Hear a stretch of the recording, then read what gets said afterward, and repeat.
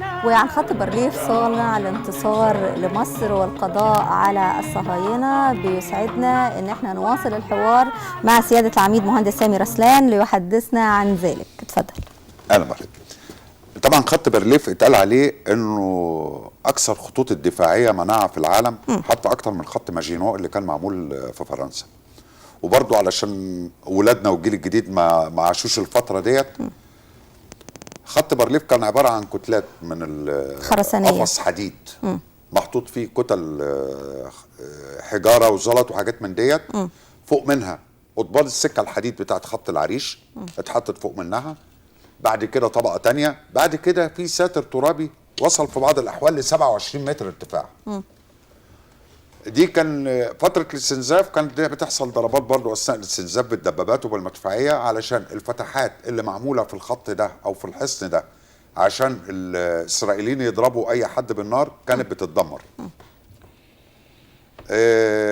الجمله الشهيره خط بارليف عشان يتم اختراقه احنا محتاجين قنبله ذريه. طبعا في الاخر خلصت بخرطوم ميه. هو ده العقل المصري.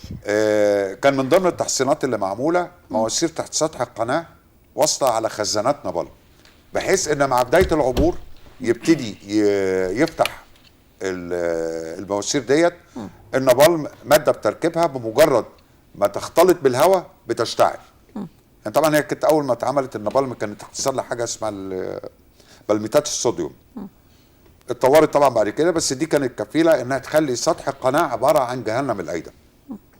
ودي من النقط اللي خدها المخطط المصري وهيئه عمليات القوات المسلحه، ان قبلها بيوم نزلت عناصر ضفادع بشريه ومهندسين عسكريين وقفلوا المواسير دي بصبات خرسانه، بحيث ان في لحظه العبور لما جم يفتحوا عشان يولعوا سطح القناه مفيش حاجه طلعت.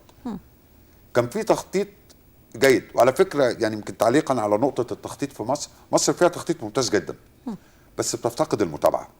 بنحط خطه كويسه وما بنتابعهاش، ده عموما. وده اللي بيميز بقى القوات المسلحه. واي شيء بيفتقد المتابعه بيتوقف، وبتتابعها بالتوقيت وبالتنفيذ، عشان كده الخطط بتاعتها بتنجح.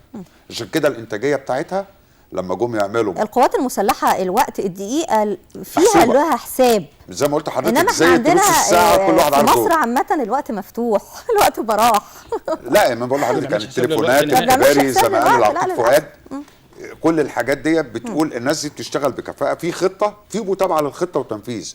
ممكن يبقى في عوائق، بيبقى المتابعه والمراجعه بيبقى في تصحيح للمسار. فطبعا اتقفلت مواسير النابلم، بدأ العبور بالكباري المؤقته اللي عملها المهندسين العسكريين ورؤوس الكباري اليمه اللي هناك. كانت القوات البحريه نزلت مضيق باب المندب من قبل الحرب ب10 ايام تحت خالص عند اليمن عشان يقفلوا اي امدادات عن العدو. الخطه كانت متكامله.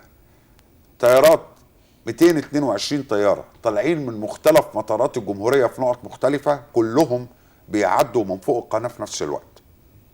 2000 مدفع على الضفه الغربيه للقناه بيضربوا في نفس الوقت.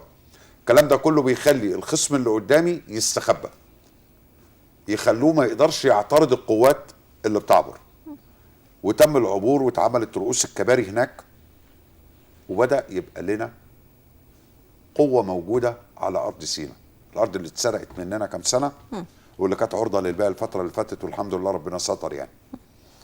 ما أنا بقول لسيادتك سيادة العميد إن يمكن أيامنا في أكتوبر وذكرياتنا عن أكتوبر يعني مش مختلفة كتير عن ذكرياتنا مع 30 يونيو. يمكن هي نفس الأحداث. 30 يونيو اللي فات برضو من الصدف اللي يمكن حضرتك لفتت نظري لها، ان 30 يونيو كان بدايه الصمود لنا في راس العش سنه 67. أيوة. وفي 30 يونيو 2013 كان بدايه الصمود برضو امام العدوان الارهابي، عشان نتمسك بارضنا اللي كانت معروضه للايجار والبيع. يعني وفي الحالتين كان في حاله من سلب الارض، وفي الحالتين كان القوات المسلحه لها دور مهم. وفي الحالتين القوات المسلحه كان دورها اللي هو استرداد الارض وتامين عمليه استرداد الارض في 30 يونيو. طبعا يعني بالمناسبه ديت انا في جمله بتتقال العسكر.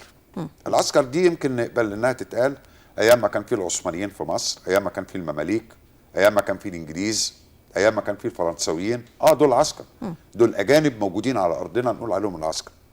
لكن النهارده ولاد مصر اللي طالعين من طينها، من القرى ومن المدن ومن الازقه، هم دول الجيش.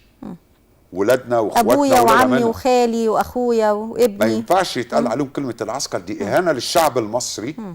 ان يتقال على جزء من ولاده دول مش غربة عليه. اذا خرجت الاهانه من الجهلاء فهي تكريم.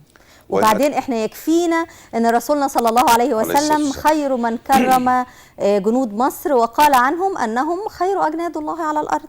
يعني معنى كده ان الجندي المصري غصب عنه، لان الرسول عليه الصلاه والسلام لا ينطق عن الهوى طبعا. فالشهاده اللي قالها دي بقت ملزمه والسلوك اجباري بالنسبه للجندي المصري. فخر لكل جندي مصري. خير اجناد اهل الارض. وقال عليهم كمان لانه واهلهم. ده هم واهلهم، مش هم كجنود مع بعض، لا ده هم واهلهم. ليه؟ لانهم موجودين في كل بيت مصري. فازاي تتقال الكلمه دي؟ ازاي برضو الكلمه اللي اتقالت انتخب الرئيس محمد مرسي، انت بتنتخب واحد لما تحب تشيله تعرف تشيله، ودي كانت الخدعه الكبيره اللي اتقالت. ما اعرفش حضرتك تذكري الجمله دي ولا لا؟ لا اذكرها جيدا. فيعني ايه؟ ما هم دايما يقولون ما لا يفعلون. الحمد لله. بس احنا المهم ان يعني ايه، جيش مصر ده ولاد مصر. نصر اكتوبر اللي اتعمل معجزه عسكريه على اي مقياس، ما بتفخرش بيها مصر لوحدها، بتفخر بها الامه العربيه بالكامل. اول انتصار عربي على اسرائيل على مر التاريخ من سنه 48. والمحسن ان في 67 يحتفل النظام السابق بهزيمه مصر واحتلال جزء من ارضها، كما لو كانت الارض دي ما تخصهمش وما تهمهمش. لا، الوطن مش حفنه من التراب العفن اللي لا قيمه له. الوطن دي اغلى من حاجه، واغلى حاجه عند المصري حاجتين: الارض والعرض. دولت اللي ما بيفرطش فيهم، بدليل ان شاب جامعي ومجند وبيعدي القناه وفي مدفع بيضرب عليهم، مش بيخلي زمايله يعدوا، يطلع يحط صدره على الفتحه اللي المدفع بيضرب منها. شهيد ملوش حل. يعني ما فيش امل له في حاجه عشان زمايله تعدي، لان الارض اللي بعد كده غاليه عايزها. ما بيبقاش في يعني بالنسبه للمصريين فعلا، المصريين الشرفاء يعني ما بياخدوش حيز من التفكير ان هم يفكروا في الحدث اللي بيدفعهم وطنيتهم، اللي بيدفعهم قد ايه تراب الوطن ده غالي على كل مصري. ما بيفكرش ايه العواقب اللي ممكن تحصل. لا، انا ارخص حاجه في الوطن ده، المهم الوطن، على عكس ما اللي احنا بنشوفه دلوقتي. انا بقول لحضرتك الجندي المصري عنده الارض والعرض اغلى من حياته طبعا. وكجندي تاخيري او ترددي في تقديم حياتي دفاعا عن بلدي خيانه للبلد وخيانه لحديث الرسول عليه الصلاه والسلام. صلى الله عليه وسلم. لا، احنا حياتنا على كفنا لبلدنا. واللي حصل في 73 معجزه ساهم فيها طبعا الفريق سعد الشاذلي، المشير احمد اسماعيل علي، المشير محمد عبد الغني الجمصي. دول كانوا كلهم ابطال. المشير عبد الغني الجمصي طبعا كان وقتها لواء، كان رئيس هيئه عمليات قوات مسلحه. كان سيناريو الحرب بالكامل في اجنده ما بتفرقهوش. انا طبعا من ضمن الحاجات سرعه التيار في قناه السويس عشان عبور القوات، اتجاه الريح، درجه الحراره، عوامل كتيره. الحرب عمليه علميه تفوق خيال اي حد بعيد عنها. كل حاجه فيها لها حسابات دقيقه لازم تتراعى والا تفشل. كل نقاط القوه والضعف عند الخصم. العدو الاسرائيلي عنده قوه جويه متفوقه، وكانت امريكا وروسيا حريصين على ان دايما القوه الجويه الاسرائيليه متفوقه تكنولوجيا وامكانيات نتكلم بقى اسمح لي حضرتك عن القوه الجويه المتفوقه والقدرات الجويه ودورها في صنع النصر